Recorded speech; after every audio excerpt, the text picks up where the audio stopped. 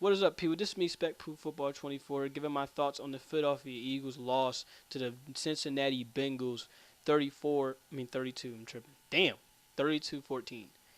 You could definitely tell I'm still mad at this game just from messing that up already with the score. But then again, I'm still kind of pissed. And you know what? I can't even say pissed. It's more or less I'm disappointed. I'm disappointed due to the fact of the shit that I said last week about this team ends up coming around full circle of how I feel about this team.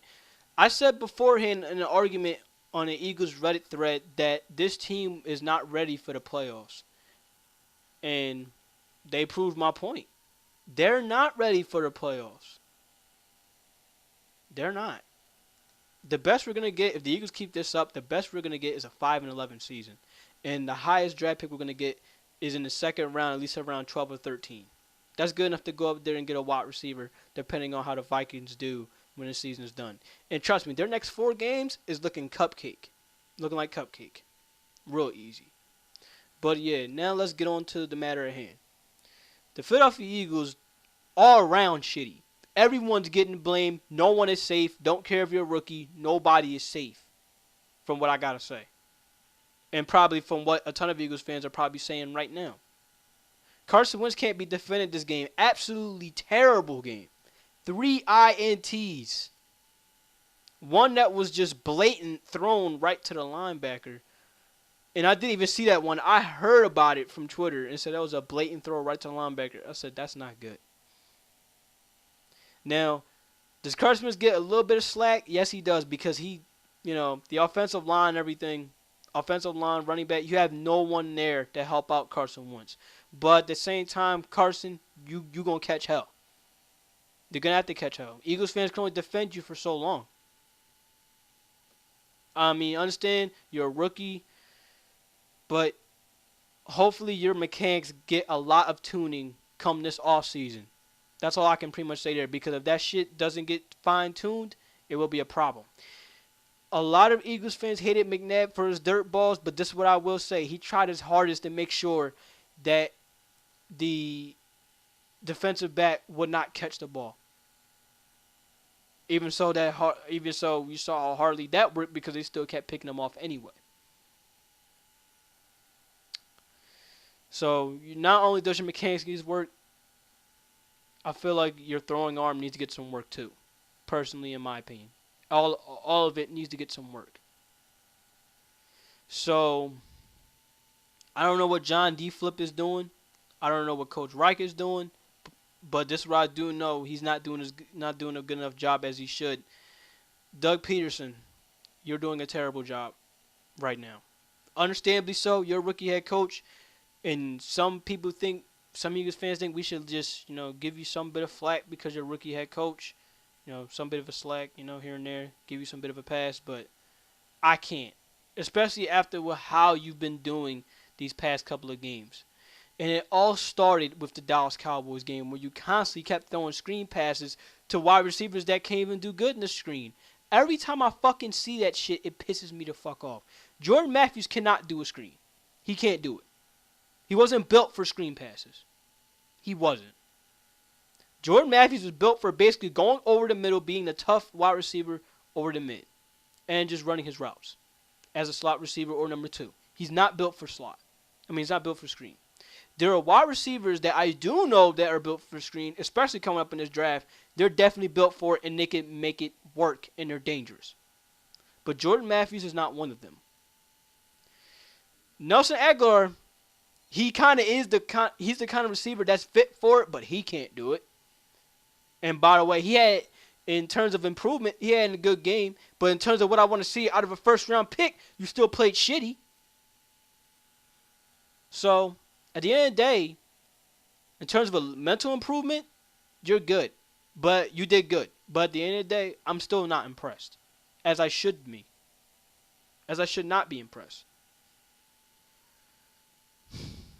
Paul Turner, who's an undrafted free agent, undrafted rookie in this case, out of Louisiana Tech, put up 6 catches and 80 yards. That's better than what Nelson Aguilar has probably done throughout his entire career here.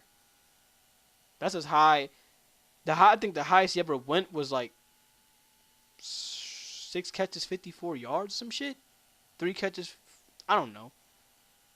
All we know is Nelson Aguilar has never reached 80 yards ever in his NFL career. That says a lot of how much of a bust Nelson Aguilar is. I want him gone. Still. Don't care if he had a minimal improvement. You're not performing like the first round pick that you are. It's crazy because we give Marcus Smith a lot of shit. And Marcus Smith had another okay game. We gave Marcus Smith a lot of shit, but damn has he stepped up when it mattered. When it kind of matters this season, at least he's improved. Nelson Aguilar, I'm sorry, but I'm done with you, bro. Next man up. Either Corey Davis or D.D. Westbrook. Next man up. Now, Zach Ertz, you don't deserve your 5-year contract. I said this since the Vikings game. You don't deserve your 5-year contract. Now, this Zach Ertz breakout shit is done. It's over. I don't want to hear any talks about it anymore. I don't want to see any talks about it anymore. None of it. None of this shit. I don't want to see it. I don't want to hear it. It's not worth talking about. Because Zach Ertz will never be that tight end that will never get on elite tight end status. Hell, I don't even know if he can get on above average tight end status right the fuck now. Now, maybe back on his rookie contract, yeah. But now? No. No, man. Zach Ertz, for me, he needs to leave. Right along with Lane Johnson, in my personal opinion, who's a fucking PED scumbag. But this the thing. He's not the only one that needs to leave in terms of overrated contracts. Vinny Curry's he's pushing to that point too. He is. He's pushing it. You're also another guy that has been paid for a 5-year contract and you have not done shit. At all. Granted, you've been held on a couple of times, but that don't mean shit. I said this since the Vikings game. And that was, what was it? That was to perform like your contract suggests. As in other words, you better play like you earned that 5-year contract. You better play damn good to earn that 5-year contract. Brandon Graham was paid a fucking 4-year contract, and he's playing out of his mind. What does that say? Paid less, and he's doing more. But now it's ass backwards when it goes to some of these Eagles players. You pay more, but they're doing less. Ain't that some shit? Malcolm Jenkins, you had a shitty game. In fact, you've been having a shitty past few weeks. And the only thing I've seen you do most was go up there and on an NFL network, start talking fancy, and then you start promoting your shit, which I don't blame you for. You're supposed to promote your promotions and everything. But at the same time, that don't mean shit if you playing terrible in the football field and giving up. Oh, yeah, and the secondary, that goes direct at Jay Mills, too. How about the celebrating now? No more of that shit. No more of that shit. Your season is over. These next 4 games, next 5 games, it's over. The best you can do is get some gaming experience in. Because as far as we're concerned, it looks like the Eagles are about to go 5-11.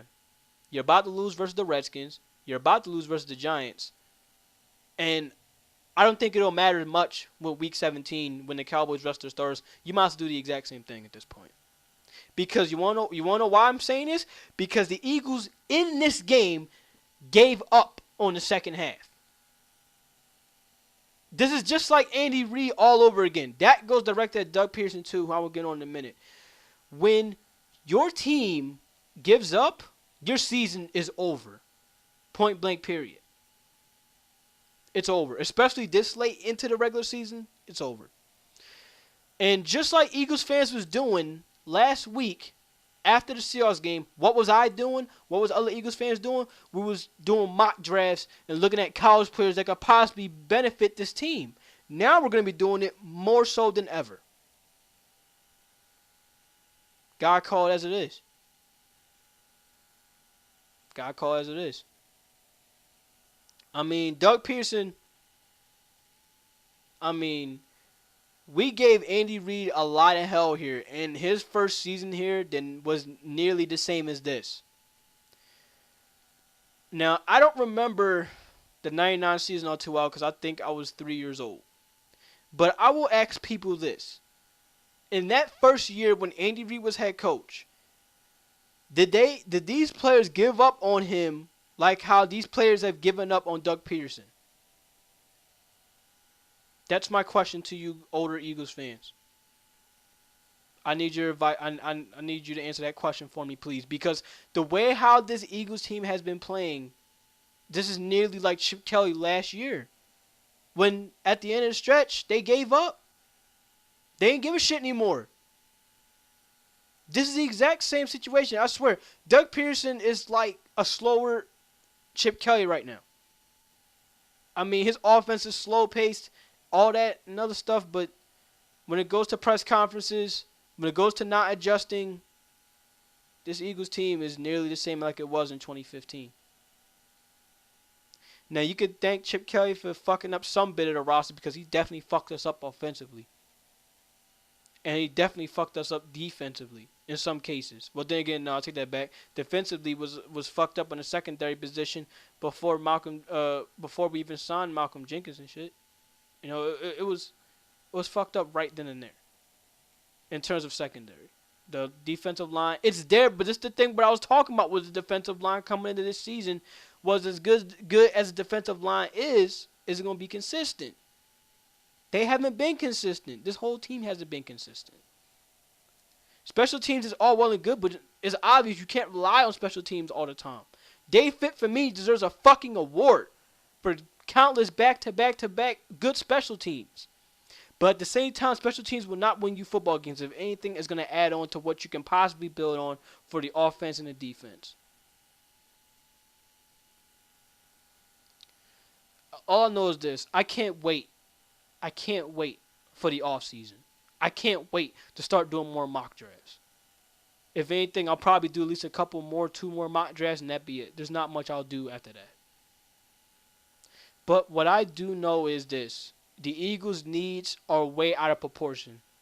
I mean, running back is starting to be a question. Wide receiver has always been a question. Especially heading into the season, it was a question. Let's be honest, people. Cornerback, that was obvious. And outside linebacker Michael Kendricks, he's going to be letting go. We're probably going to sign an outside linebacker free agency. If not that, we're probably going to get one through the draft. And right now, this Eagles team, man, the only thing that we could do is just not tune in. Because it's the thing, when we tune in, this shit's fucking torture. I hate seeing reruns over and over again. This is exactly what we're looking at. Reruns. And it pisses me off even more when I see players from different teams. They do good as shit. Even the ones that are doing shitty, they do better than us. Our record is what we indicate. These gonna go 5-11. Let's be honest. This is not a 5-11 team right now. It's looking worse than that. It's looking like it's fucking 2-12. That's what it's looking like. Don't know how we won 3 more games, especially with how this team is. That's just calling it like it is. I don't know, guys. Like, maybe it's me. Maybe it's me getting a little bit too pissed off at the Eagles. But, hey, this is what happens when you see reruns back to back to back over and over again. Now, especially that Packers game, that shit deflated me. That shit deflated everybody. And it's almost like, yo, this is not the Philadelphia Eagles team we expected to see, at least from this season. We knew the Eagles were going to do shitty, but damn, at least play shitty. At least play like shit matters. And they haven't been doing that. There's a lot of talk right now on the Eagles Twitter. Understandably, it's overreaction. But Eagles Twitter, they're getting real fed up with Doug Peterson real fast. And it's crazy because this is the same guy that came from Andy Reid. But, hey, man. We'll find out come next season, see how everything's doing. We'll find out actually come the offseason to see how everything's doing with the Philadelphia Eagles. Now, there's talk about the Philadelphia Eagles going after Deshaun Jackson, Look at what Deshaun Jackson just did this game versus the Cardinals in a losing effort. He's exactly what we're looking for in a wide receiver, a straight up deep threat. Bryce Treggs, we have him there, but Bryce Treggs only took 2 fucking snaps. That's on Peterson.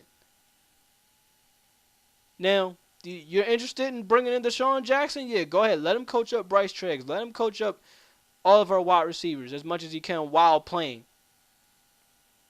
Let him be that wide receiver mentor that can help out not only us, but, make it easy for Greg Lewis. Go ahead and bring him in. But this is what I do know. You better bring in another good wide receiver, especially coming in the first or second rounds. It either better be Corey Davis in the first or it better be D.D. Westbrook in the second. That's all I can say from there. For running back position, like I said, I'm still skeptical on running back because this is the thing. Ryan Matthews will not be here next season, people. That's clear cut and evident. He will not be here next season. We don't know how long Sproles have left. How much does he have left? Because the tire is going to wear down at some point. Sproles can't do this forever. And when he's gone, then what are we going to look at then for running back, huh? What are we going to look at it then? So if anything, if we do go after if we do get Corey Davis or if we do get Sidney Jones, the cornerback from Washington, which at this point it might be a high priority, especially after what happened in this game, which is an absolute travesty. If we're going to go after, let's say, Sidney Jones, in the third round, we better go after Deonta Foreman.